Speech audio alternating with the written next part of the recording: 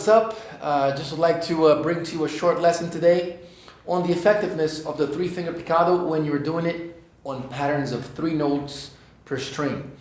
It doesn't have to be natural scales, but in this case here I just use an E major natural scale to exemplify the technique that I'm talking about.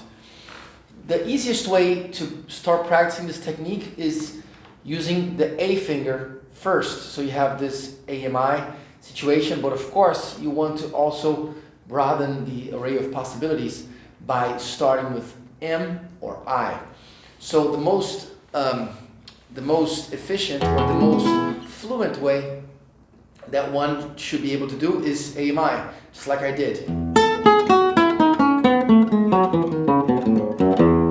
You want to keep your fingers close together and move them as little as possible.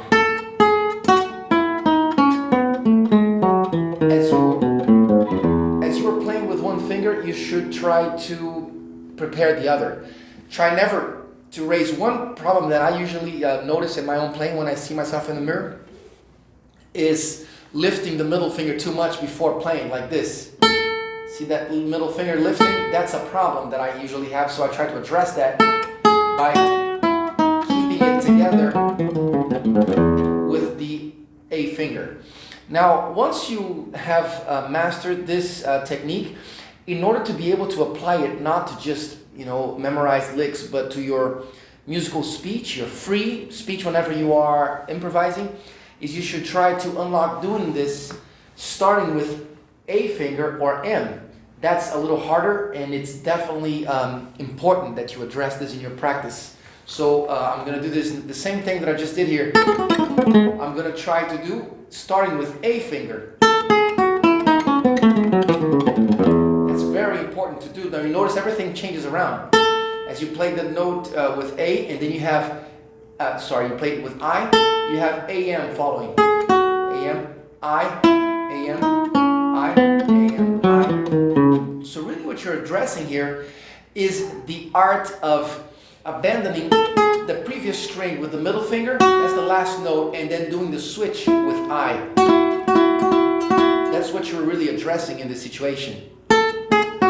So sometimes I even isolate that moment and try to do it one right after the other. So now I'm focusing on that passage from one string to another. Again, I and A, I. Try to get that first attack on each string with the I finger very clear and strong, so that you're getting the most out of your practice. And now finally, the last situation, which is starting with M, middle finger. So I'm going to have M, I, A, M, I, A, M, I, A. Again. One more time. Now I'm going to try to isolate the passing between one string and the other.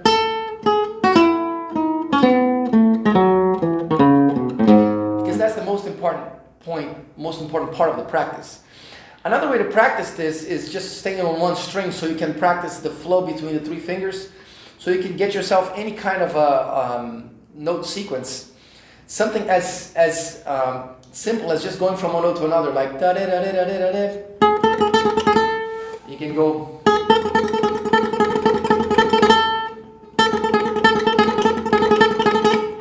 I'm trying to think. That's 16th notes. Sextuplets. Taka taka. No, that's 16th notes. Taka taka taka taka taka taka taka taka. And try to accent on every downbeat. And by using 16th notes, a different finger is going to get the accent each time. So that's the ideal type of practice you want to do.